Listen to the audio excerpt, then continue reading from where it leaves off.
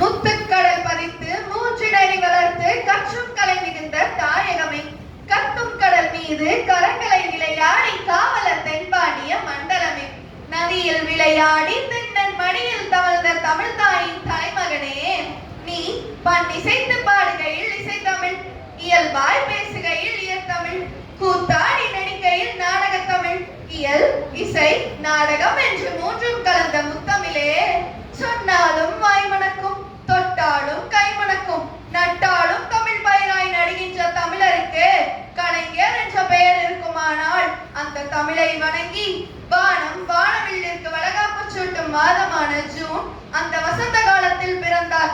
திக்கும் திசையெல்லாம் தலைக்கொடி நாட்டிய என் தலைவனுக்கு தலை வணங்கி எனது உரையை ஆரம்பம் செய்கின்றேன்.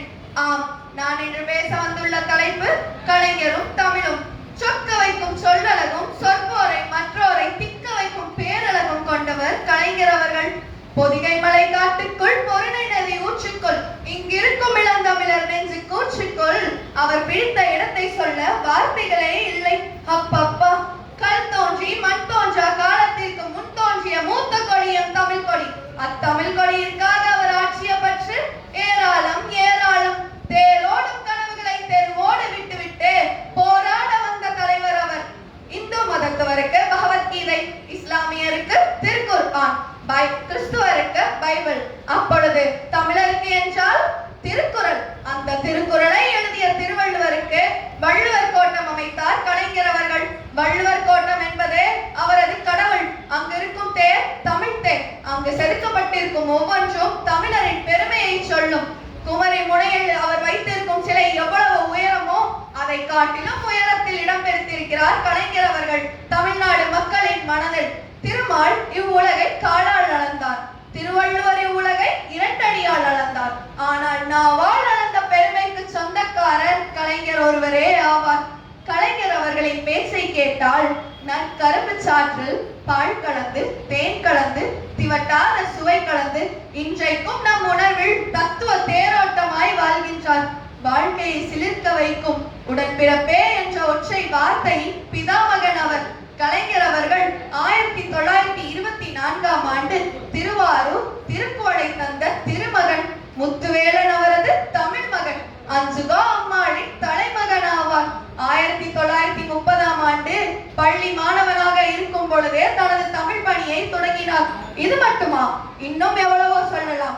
1942ஆம் ஆண்டு முரசொலி என்ற பத்திரிகையை ஆரம்பித்து அநீதிக்கு எதிராக முரசறைந்தார் அவர். செம்மொழியான தமிழ் மொழியா என்ற இந்த பாடலை கேட்டவுடன் நமக்கு மெய்சிலிர்த்து போய்விடும். இந்த பாடலை எழுதியது மட்டுமல்லாமல் செம்மொழி என்ற அங்கீகாரத்தையும் கலைஞர் அவரே வாங்கி தந்தார். இயல் இசை நாடகம் என்று மட்டுமல்லாமல் 92 அடையாளங்களால் தமிழை உருவகப்படுத்தினார். தமிழை மட்டுமல்ல, தமிழ் ஆளுமைகளையும் தமிழ் இலக்கியங்களையும் அவர் கொண்டாட தவறியதில்லை.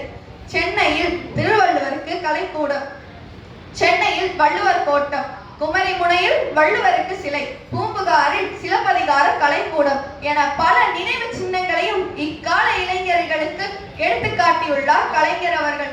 செம்மொழி தமிழ், மெட்ரிகுலேஷன் பள்ளியில் தமிழ், பொறியியல் கல்லூரிகளில் தமிழ், இணையத்தில் தமிழ், தமிழில் மருத்துவம், அகரமுதலி திட்டம், எங்கும் தமிழ் எதிலும் தமிழ் என்று கூறியவர் கலைஞர் ஒருவரே ஆவார். பலா தமிழ் உள்ளம், பால் தமிழ் சிலிர்ப்பு, நிலா தமிழ் மூச்சு, நீர் தமிழ் கூற்று என்று தமிழ் தமிழ் தமிழ் என்று தமிழிற்காக தனது வாழ்க்கையவே அர்ப்பணித்துக் கொண்டார் கலைஞர் அவர்கள். வாருங்கள் போருக்கு புறப்படுவோம், வந்திருக்கும் இந்தி பேயை விரட்டிடுவோம் என்று அவர் கூறிய வார்த்தைகள் ராஜாஜி சர்க்காரை அதிர வைத்தது. மாதா பிதா குரு தெய்வம் என்பார்கள்.